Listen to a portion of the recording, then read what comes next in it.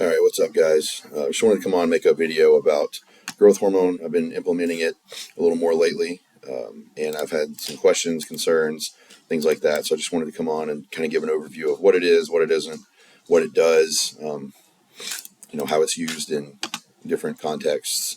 And so that's what this is. So I'll start by talking about what it is not. So first of all, it's not an anabolic androgenic steroid. So it's in a different category than things like Trenbolone or Anavar, Masteron, things like that. It's a totally different thing. What it is a protein hormone or a peptide hormone. It's made up of 191 amino acids. It's produced and secreted at the pituitary gland, and basically the way it works for the most part is, or at least in the building, the hypertrophy building aspect, is that it stimulates the liver to produce IGF-1. It does have some properties of its own, for fat loss, things like that, but I'll get into that here in a minute. But basically, the takeaway from that is that it is not an androgenic or anabolic steroid, but it is a performance-enhancing drug. It's used in the medical environment to increase growth of people with dwarfism or children who are not producing enough of it to grow normally, things like that. And typically our highest levels in our lives, our lifespan, is going to be when we are going through those growth phases. So, pre-adolescence, young children, things like that. Some of its other medical uses, it can, treat muscle wasting from, HIV or AIDS, and then also it can be used to accelerate burn victim healing, because it does have, healing and growth properties, as the name suggests. So those are some of the medical uses for it. So it does have a role in several different processes and functions in the body. Helps regulate metabolism in certain aspects. It does provide cellular regeneration and growth, as well as healing and repair. So obviously, as bodybuilders, you can see how that would be beneficial, not only from a muscle building and growth repair standpoint, but from a healing and health perspective, as far as organ health, or even joints and tissue or tendons and things like that. It does support metabolism of food, carbs, fats, and proteins, and vitamins and minerals, and it does actually cause the body to favor fat over carbs for energy. And so the way it does that is it increases hormone-sensitive lipase. It's an enzyme responsible for breaking down fatty acids in the fat cell to release in the bloodstream, and it reduces glucose uptake in the fat cell, and it increases fatty acid uptake in the muscle, so you're using the fat for energy. So that's just kind of the basic rundown on that. So again, it's, in our realm, it's used for fat loss, muscle gain, tissue repair, and it does have a synergistic effect with anabolic steroids if you're taking those together. So it affects the growth in the body in three primary areas: so bone, skeletal muscle, internal organs, and then the healing, growth, repair of connective tissue, like I said, such as tendons, ligaments, joints, things like that. It does not affect the eyes or brain as far as the growth, so you don't have to worry about that.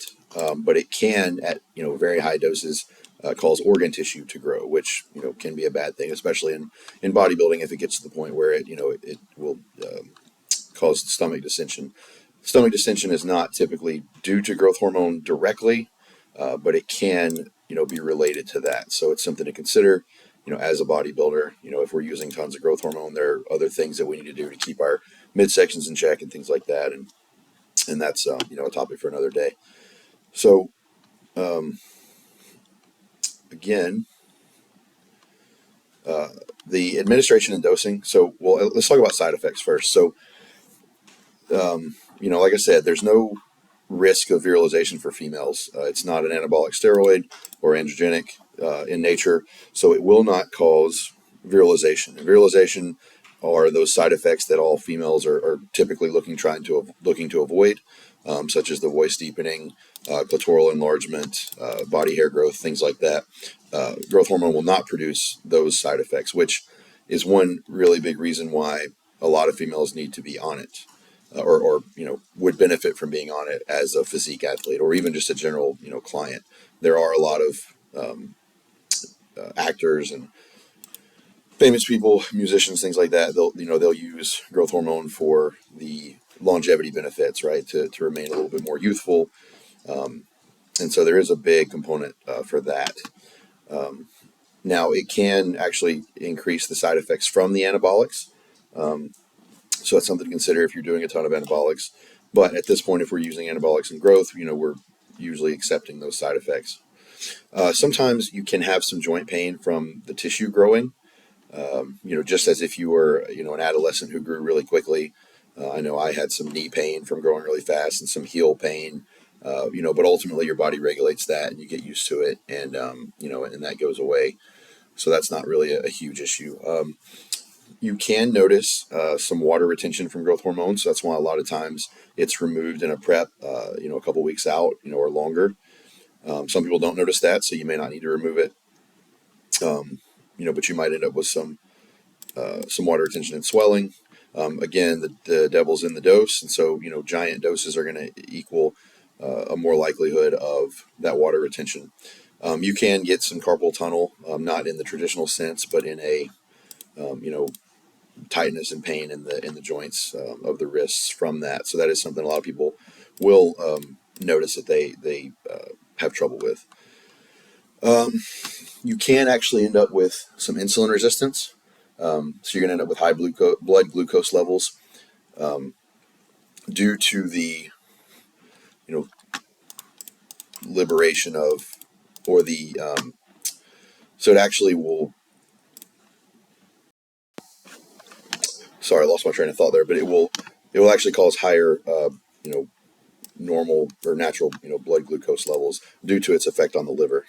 So you can use something like a metformin, berberine to combat this, and then oftentimes bigger bodybuilders will also use insulin to counter these insulin resistant effects. So it can be mitigated to an extent. So the blood glucose is just something to keep an eye on, as you're using growth hormone. The other side effects, potentially you could, or you will shut down your endogenous HGH production. So, if you take growth hormone, it will shut your own production down. However, unlike anabolic or androgenic steroids, it will come back much more quickly. It's not like anything you need to do any type of post-cycle therapy or anything like that. Once you're taking growth hormone, you put your IGF-1 levels at a certain place depending on the dose. Once you remove that exogenous HGH, the IGF-1 levels will actually just return back to baseline. So there's no need to be concerned with doing anything post-cycle or anything like that.